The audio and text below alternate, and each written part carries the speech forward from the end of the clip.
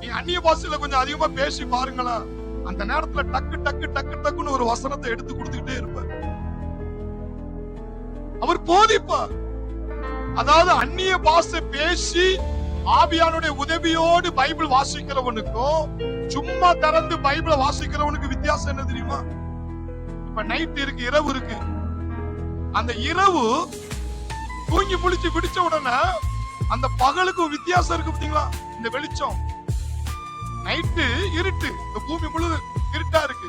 காலையில 7 மணிக்கு 6:30 மணிக்கு மேல பாத்தீங்கன்னா அந்த இருட்டு போற இடமே தெரியாது, பிரைட்டா இருக்குல்ல.